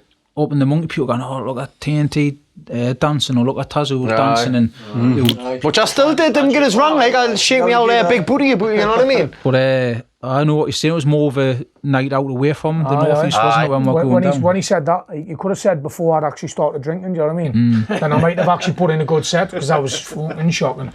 So the bounce scene sort of ran its course as well, 2010, because we were just remixing, everything was a chart tune remixed, and it just got absolutely hammered. Shame, like. Yeah, you had Deja Vu, which was on weekly, doing the rave, that Pig and Whistle or whatever it's called. It done well, that. Because a big market, I used to like going there, it was always a Friday as well. So I prefer raves on a Friday than a Saturday. And Deja Vu done well, there was good times there and all. Good blokes, there was good people that were Stephen and Blondie. That was good, neat. But then you saw a tribal church in Northern Bounce, but it didn't really last very long. And then Clash, it sort of died off, didn't it? Really, Scouts and the rave died, and there was not much there. Clash came about and had a couple of big events, but then it wasn't until Monta started in 2012. They didn't obviously come on the scene and smash it straight away, but they started building up the events. Did you go there from the start? Were you DJing there, Brownie, or what were you I think I done it once near the beginning. And I went a few times just with my mates. And I think it took a few weeks for it to build up, but it was like you say, it was something new. New tunes were coming out, new venues. It was good for the rave scene. Picked it back up again. What do you think about it? The approach me today when I first started kicking the boot, obviously I just thought it was just another rave like the other ones. But I started realising when I was going to them, and I think the tunes were a bit different. And I was like, at first I wasn't that keen on this new Makina, that's what they call it, new Makina. I thought it was all soon the same. It's all sort of sub-genre now, isn't it? New Makina, even though that tunes are 10 years so old. So I wasn't fussed on it, but I used to still go and still land like Chrissy J on the decks. And anyway, so it made any difference to me, but I was starting to hear more of it. I remember they used to do Liquid upstairs, so the old icon. The one when you get in that little room upstairs, but it used to be chocker, and it start working before we start getting bigger things. But as I start getting more into it and start hearing more tunes, and I was like, actually, they were ripping other stuff, but I start getting used to it, and then that's when that gave me a new lease of life, to be honest. That's when I start getting into it again. I think I went through a few years where I was not wired away from it like Greenwood did, because I still done it, I was money, and I still did enjoy it now and then, because if I have a good drink and that, it's all about the Lawine. To be honest, when Monta come along again, it gives us that, and I start writing rhymes again, I start getting into it again, I thought, I'm going to kick on, and that's, so I'm glad it come about, and it's working now, innit, so What about you, Craig? When did you I was like he says, I'd fully wrapped on MC, and then I think the last place I'd done was probably that Dimensional in Glasgow. Done that a few times. That was some good. Did you go up there, Bob? We went up the last time, and it was a good news. You DJing, were you? Aye, it's good news there. Good. Why didn't any of you get me on up there, like? Boogie used to run it, didn't he? And Boogie. good memories up there, like. I've done a good few sets with stomping up there now. They love stomping up there, like. But I'd done a few good back-to-back sets up there with stomping. And that was like another thing, another level, because that was... The crowd was much better than... The crowd are good doing that, but the Scottish crowd are, they're just up for it from start to finish. And when the tune slows down or it's on a break doing, here we, there's no rest, you've got to keep them on the tours. And Bucky done well back in the day, like. He was producing stuff and all, so that was fresh. They paid good do, but it's Glasgow, innit, you know what I mean? If you're not going to be, you know, you're not winning a quick save now, you know. So were you paying in Dimensional Green? No, tell the truth, you got a hard price because you won the make. No, I'd like I say, we're repping some on that. I'd fully wrapped on it, and then I got asked a few times if I'd do it, and then there was a kid called Joel who he messages. He used to be in the Marines as well, and I'd said I go on and I'd do it. And then Loza, who used to be in the Marines as well, Loza. Did he? Loza. Did he? Aye. Oh, I didn't know that. And he got onto us then, and then I was just like, I go on and I'll do it. I think Stretch gives a message as well, along as something. And then I went in and done a set with Joel took us over there, and I've done a back-to-back with Stretch, and Lee was there, and I can't remember who else. There was the two DJs, Rapid and Assault, and me and Stretch done a back-to-back, and that was like me warm-up back into it. That was the first set that I'd done since like Dimensional time, and that was me kind of back in, but I wasn't fully back in. I'd done that set, and then I didn't do one for a little while, and then I think we done it in Icon, when Monto was in Icon, and then I done one Boily. We done the Fed now, did we not do the Fed? No, that was like afterwards. I left for a while. And then the Fed set was a good set. That's when I came back kind of properly then was that. And then I still reckon that last Fed set that I've done was the best set that I've done, to be fair, Monto-wise, because there was literally, it was like being back in the Monkey in the time when the whole of the Gator crew was there. The one idiot that was there, wasn't it? The full. And loads of everyone came out for it. Aye, so it was like it's gone back to that Make Some Noise with the Gateshead Boys when you said it and the whole fucking crowd said it. It was like because it's the Feds in Gator now, and it's Dunstan, so when you do your event at the Fed, you see all the old ones come out now because I think, it's on the doorstep. They're not going out with a tune and stuff like that, so it always does well. Like I think there's stuff in the pipeline next year at the Fed, you know, to be honest. Like, I think Monta brought the scene back, if I'm honest. Like they brought it from Death's Door. It did. Totally, aye. So, and then you will get a lot of people saying, I'll tune the same and that, but they say that about every genre of music. Things move on, do you know what I mean? You know, some of the producers from Monta are top producers, you know, if you're listening properly, you know. So, but you've got Belton now doing his own thing, moving productions, you know. You can Paisley at that Belton, 20 bob or that. No, but no, he's fresh, do you know what I mean? Once again, a lot of his tunes they sound the same, I'm not going to lie, but they're bouncy, they're fresh, they're good for MCs, they're good for people listening, and he's doing well up and doing the country, really, so it's good that it's moved on. It needed it, to be honest. It needed that. It needed Monta music. To get the new generation kids in as well. Or maybe I wouldn't be MCing new, and he wouldn't have come back, do you know what I mean? And Brownie's just a legend, man. He does everything. He's gone anywhere. So you made a bit of a comeback from doing, because when Clubbed Out died, like you were just doing odd sets here and there, but like the last few years you've been doing the because of bounce scenes come back as well, hasn't it? Yeah. So what would you say is your preference, the bounce scene or the rave scene? So I have to say, like, I love them both, like, because they both got their own kind of vibe. But with the Makina or the rave, you got the MC kicking off the air, so you can mix with them. But in the bounce scene, you got like a different kind of crowd, and they love the cheesy music, the vocal music, the hands in the air music. So it's all different. I love them both. Aye. So you can do better mixes and play with the crowd a bit more. Ministry of Bounce have had digital. Richie and Scotty had the Wigan PR brand on there. What was it like DJing there? The buzz there. Richie and Scotty have been doing an excellent job with Ministry of Bounce. Because I took it from the Mets, which was like a pub in Dunstan, to being doing what they do now. So I done Halloween in digital, and when I first got there, the queue was right up to the road. When I went in, it was chock-a-block, both rooms full to the max. It was an excellent night. Just done great things with that. Mm-hmm. And Hoggy, you've done a gig with Ben Nicky in digital. How did that come about? He was obviously, he tours all hour, and he was coming to Newcastle, and he started getting wind of McKenna. I think it was through Patrick Topman. They'd done it at Creamfields and stuff. So he was like, I'm gonna do like, not one better, but I'm gonna do something different. So he was asking a bit more about McKenna, and my name was keep coming up to him, because he was like, oh, well, what's this MC? And he started listening to me and a few other MCs, and he was like, no, I want Tazo.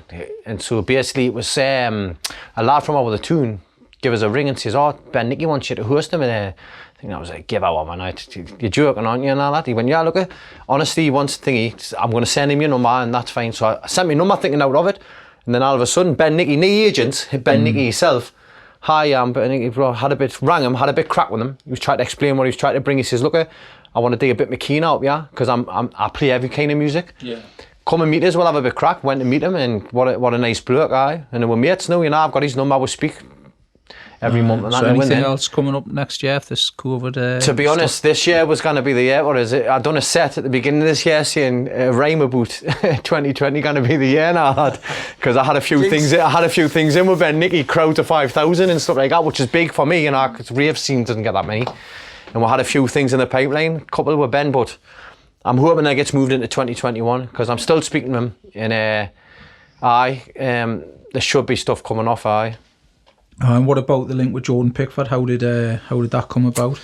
That's a funny one, Al. To be honest, I kept seeing videos of him listening to like me and other MCs, like in the change rooms and that, and like loving the new monkey and stuff like that. And at the time, I think it was the World Cup was coming up, and he was England's number one that. So I thought, you know what, I'm going to do a rhyme. I'm going to do a rhyme about him. He loves the music anyway. It was just thingy. So I made a rhyme about him, and we went to a rave in Dalton, I think. I can't remember the name of the rave. And I said to Tomo, I says, I went record it, I've got a rhyme with Jordan Pickford, and I've done it, you know, England's number one in that. Recorded it, and then he sent him it through Instagram, thinking out of it, he might not even see it or not, thingy, and he buzzed off it, and next thing I know, asked for me number and stuff, start speaking to him, got him on Snapchat, and we started talking, and mates with him. Had good crack with him. Normal kid once again, but England's number one, and he's a Macam like, but never mind about that. No, but yeah, down to earth, do you know what I mean? And England's number one, so loves the rave. Aye, that's it. Loves the rave. Get the rave loves on. the old rave. You know, likes the monkey days and stuff like that. So, aye, that's how that come about. Connections, man, Matthew. Oh, you do, aye.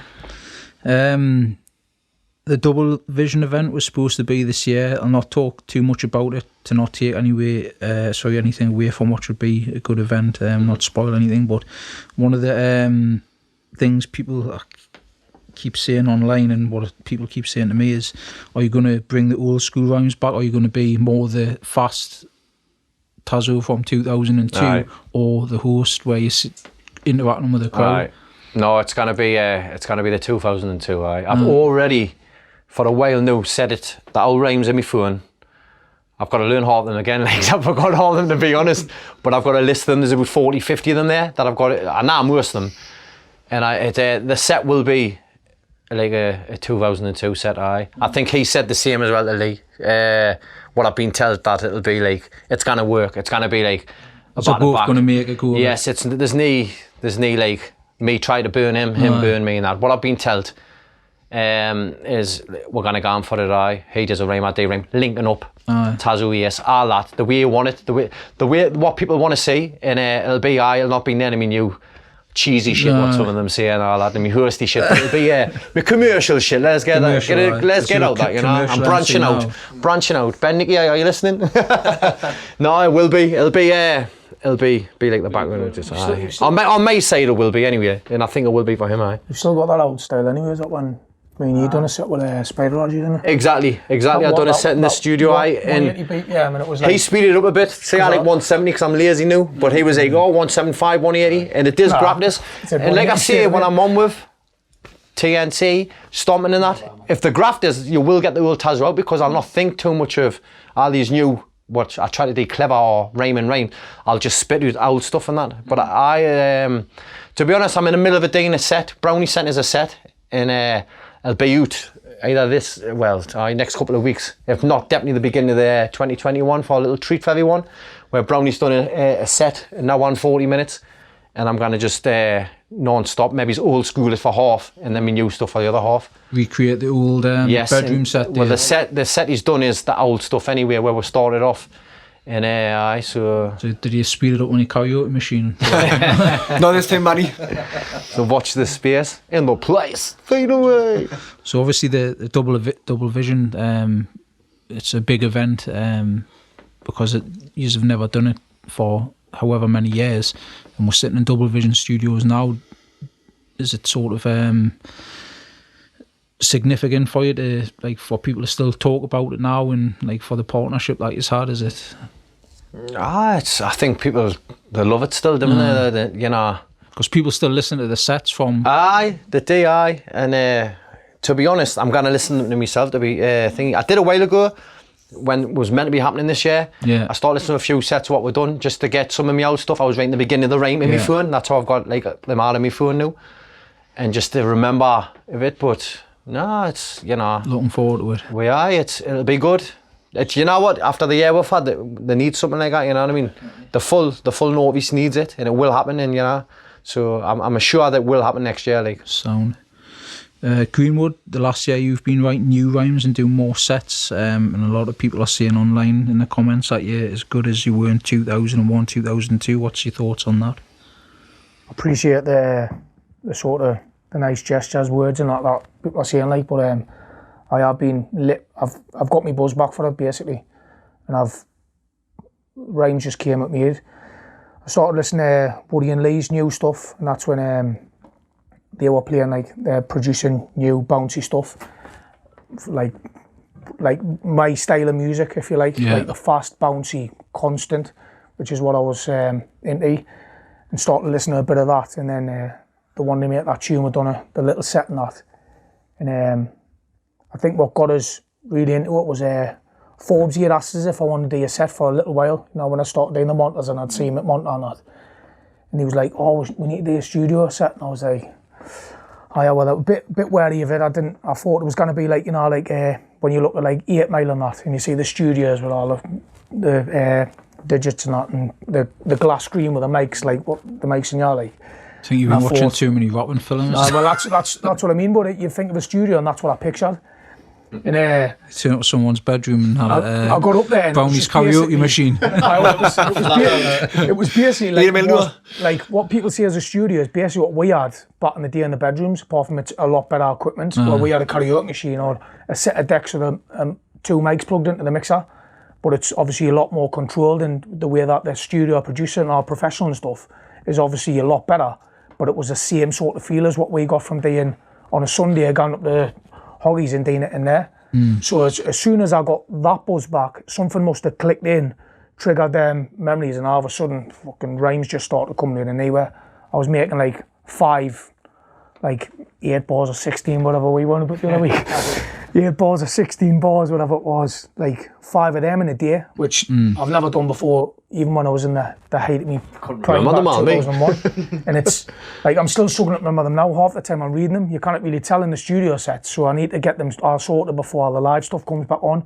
And if I am able to get on somewhere and get on a stage somewhere, I need to have all them. I can't be reading them off a phone. Do you know what I mean? But I made loads of new ones about loads of different things, trying to be a lot more relevant. And when I've been doing my sets, I'm trying to put my heart and soul, if you like, into it, because I want to make up for the times that I wasn't consistent, when I'd lost the heart to date. Yeah, definitely. To get it back to and give the people what they wanted to hear back then, if you like. Do you know what I mean? And I think that's why people are saying that's why it's back to 2001, because I haven't lost the style that I had then, I didn't think. But I've come up with a lot more material, and the lesson that you learn from doing it over the years, you know what, you kind of get what people like, and you can take little bits of, you're egging the crowd on or whatever, even though we're just doing studio sets. I know what I'm going to be doing when I'm on the stage next. That little bit more confident, I suppose. So you're looking forward to doing the club when eventually... I can't wait, to be honest. Can't wait. Hopefully I'm with Woody and Lee for my first one, because they were the ones that were banging them tunes out, and yourself, obviously.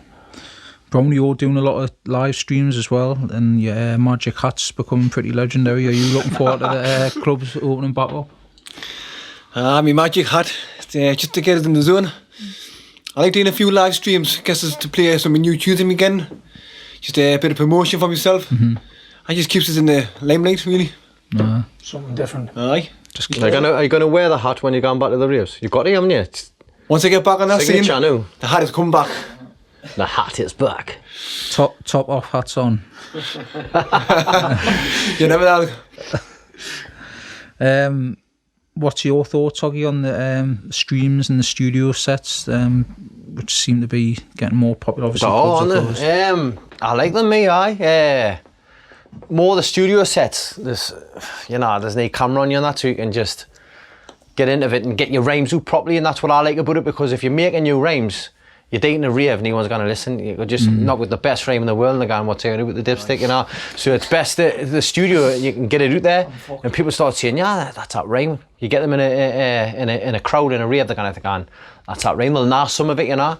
So I like it. The streams are coming more popular now. And they're all good and I like, to be honest. But for me, I prefer studio. Aye. But not that I don't like the camera now, you know what I mean? But one of the things I don't like about the studio is the mics, the condenser mics, because it takes all the aggression out. Aye, yes. My voice is, I talk, that's right. That's the difference there. You get the condenser mics, which some of the lads that have got phenomenal rhymes and that like using, do you know what I mean? I think it suits their style. Aye. Whereas me, I'm SM58, gives that, I'm not bothered if you change my voice or not, but I want that. I've got a monotone, kind of aggressive voice when I'm on the mic, if you like. I like blasting that through. That's what I like to hear. Do you know what I mean? Of listening to myself. So if I like it, at least one other person gonna like it, even if it's just me. And to be honest, like, I do like the streams in studios, like I'm saying, but I would say I'm more of a live MC anyway. I mean, I prefer just to be live, because that's when I will try and do a voice. That's when I will try and go for it. Sometimes if you're in a studio or a live stream, you can go for it because you're doing a few rhymes and you're linking up and you're getting a bit of a buzz. But if you're in a crowd and you're thingy, that's when I'll just freestyle even, or think I'll go on with the crowd if something's happening, you know. Right. You can gain a lot of energy from a crowd. You know, like some nights in the Monkey was phenomenal. Do you know what I mean? And then there was other nights where it was a little bit dire at times, wasn't there? When there was about 10 people in the Nile on a bad buzz. I've got memories of walking in the O2 and seeing it full from front to the back, because I've come in, instead of going the back door what I normally do, I went through the front once to get someone in or whatever, and I've walked through them double doors as you're going in and seeing a sea of people and the hair going up on the back of my neck, thinking I'm gonna rock a show later, and that buzz, that's happened to us a few times. No better than that. There's nothing better, and that's before I've even went on the mic and start talking shit. Yeah, that's before I start hiding this and that out. Huggy, you've had a bit of stick about this COVID rhyme that you've just done recently, which was for a charity. Yeah. A lot of it was unfair. People saying certain things when it was for a good cause. And people saying that you weren't, as good as you were years ago. You shouldn't be doing this type of MC and all the rest. What did you think when you hearing that sort of feedback? To be honest, I mean, I've had that feedback for years and years now. I want the old Tazo back and all that, you know, but obviously I've just moved on with the times, you know. Like I say, the Monta stuff's come through and all that. Like, I've just went with the times. I went more commercial, if I should say. If I was still me old style and that, people like Ben Nicky would just say, he's just like the rest of them, you know what I mean? I've tried to adapt, gone with the time, the new rhymes, the new thingies, the catchy stuff. But the thing about the charity thing and all, like I got approached from Ebbert's house which worked with the council. I work with the council, and it was more charity thing to get the message out to youngins. You know, that's all it was. It wasn't me saying you better start wearing masks and all that. I didn't wear a mask, you know what I mean? I think a lot of it, I've got it, but I think a lot of it was taken out of context because it didn't have anything at the start saying this is what it's for, and because it was put on. I went to a studio and done it for them and that, and then I give it out there instead of saying what it was. It was partly my fault and all, but it went out on the council website and it went well and stuff, because that had what it was for, and a little competition at the end for them to do down covert rhyme to make 100 quid, just for youngins really. That's all it was. It is, but you know what it is, I've got thick skin, you know what I mean? You're not going to please everyone. You know what I mean? I'll still sleep the night. So did you enter that competition, Brownie? MC Brown would win it. I'm afraid I didn't. Maybe back in the day I might have. Greenwood did, but the full set was shout-outs. Fell in this, fell in that, fell in massive.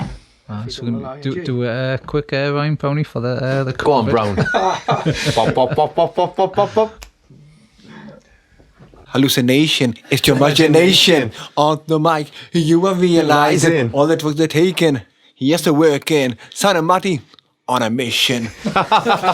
Still got it, Brown. I still got it, Brownie, aye. Well, I think on that bombshell, we'll finish off and we'll do some quick fire questions, each to answer the same one. Start with you, Brownie. What's the craziest thing that you've seen in a rave? He's selling them. That's a tough one. I think there's been a few times in the Monkey.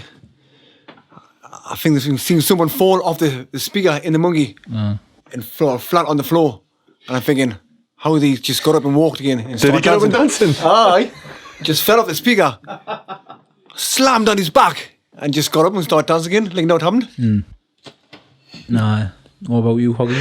Probably looking doing seeing Brownie dancing about with a bottle of White Storm. I don't know. I fell off the stage a few times. That would have been funny. Might have been you. No, I definitely looking doing seeing Brownie just proper bossing it, like bossing it. That's a warrior. Me and man. Some weeks you'd have it. I don't know. Remember when he broke his right arm and then he broke his left leg? So he had a cast on one arm and then a cast on his. Still didn't move on that spot there. That's when we used to get a Club Lucy's down there, Darlington. Yeah, they have good times there. There's a story about that one when he's got chased He through got chased, Darlington. Aye. And there was Tazo and his crew's going to get it. Never went back. What about you, Green? What's the maddest thing that you've seen in the rave? Some kid tarting my shoe as if it was a phone because somebody had passed him it. Took his shoe off, give him it, said it was a phone, he started tarting. And then, I don't know if it was the same kid, a little bit of a blur, but kid stood up and literally ran straight into the wall. Put his shell in his arse, got up and ran into the wall again. And I was like, oof, no, the drugs don't work. What's the daftest rumour that you've heard about yourself in the rave scene, Greenwood? That I left the monkey to go and join the army. What about you, Hoggy? Daftest rumour? What I've heard, where? About yourself in the rave scene? In the rave scene. That's a good question. Going to Brownie and come back, another thing. Yourself, Brownie? I think one of the daft was I was from like Newcastle over there, West End, or something. Someone started saying, "Are you from the West End?" I'm like, "No, from Gateshead, man." Totally offended. What was your favourite? We'll come back to that about the I kind of think we had to be honest. What was your favourite year from the rave scene, Greenwood? Favourite year? As in sort of what I listened to was probably sort of the Coliseum after that, because that's what we listen to and it kind of aspired to be, if you like, without actually aspiring to be them. Yeah. Be like it. But I would have probably been 98 after that, if I'm honest. What about you, Huggy? My favourite year is 2002, because that's when we bossed it, you know what I mean? That full year was ours, nobody else's. Top dogs. Yourself, Brownie? Probably the same when I first got on the decks in the main room, the Monkey. And it was just class night. Mm-hmm. Who's your favourite DJ to work with, Huggy? Now or? Just all together, if you can name one.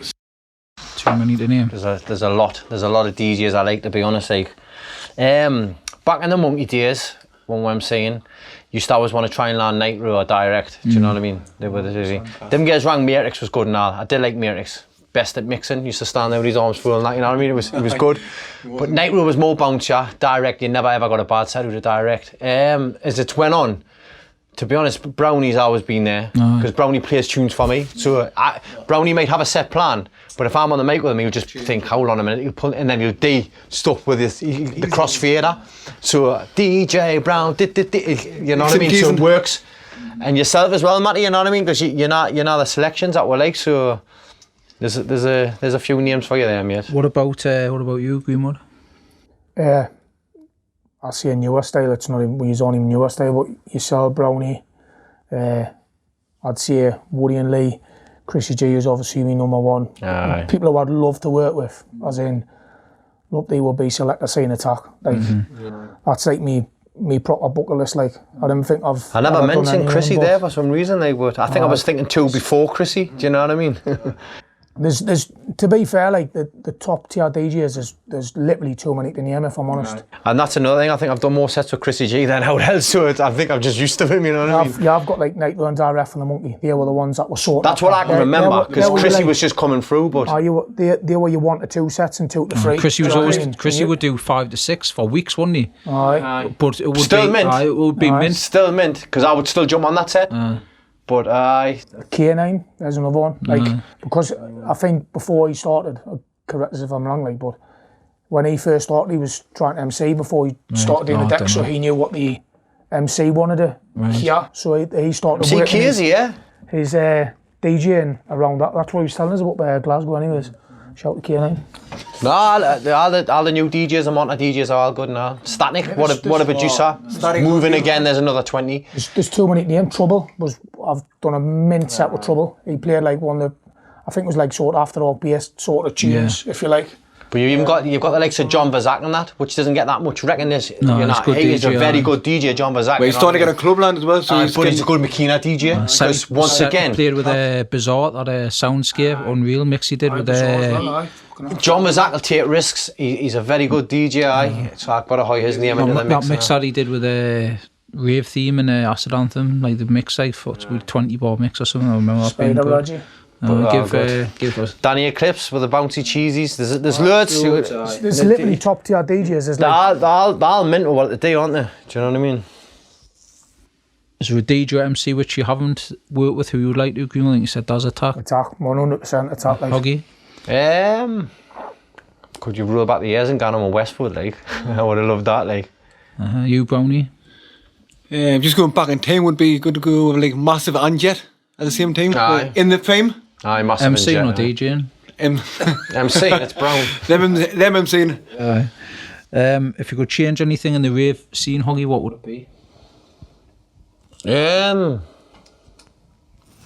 Change anything in the rave scene? I don't know.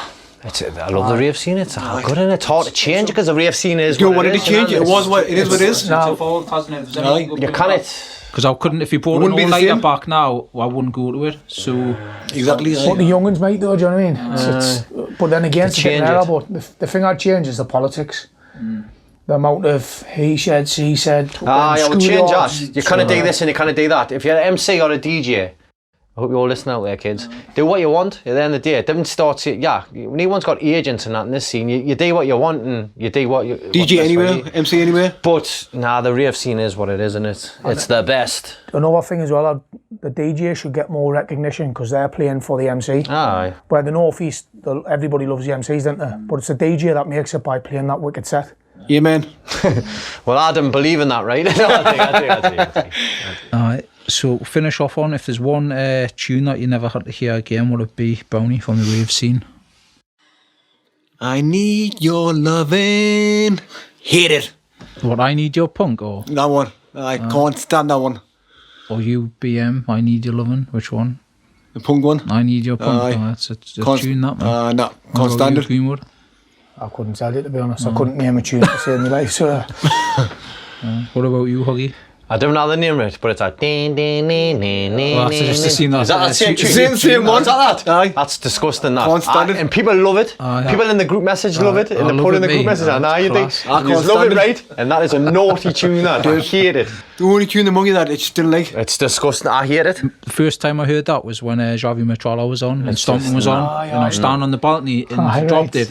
Probably so Javi Stomping was on in the Monkey. It just reminds us of that. Like I get goosebumps. It's a horrible tune. I used to stop dancing when that came on. Me and Brownie got the same style, man. I didn't even know he was on it, but it's horrible, that tune. Sound, cheers lads, we'll finish it there. Thanks very much. You're welcome. Any shout outs before we go? You got Andy Greenwood. 2 seconds, lads. Nah, me kids. Gordon, Rickson, Grace Early Show. Oh, well, I may as well jump on the bandwagon. My 2 boys, Taylor Riley. Bad boys. Big shout out to Emily and Ella. Louise. And the rest of the fella, massive Gateshead crew, North East crew, this one's for you, man. 3, 2, 1, test, it was good!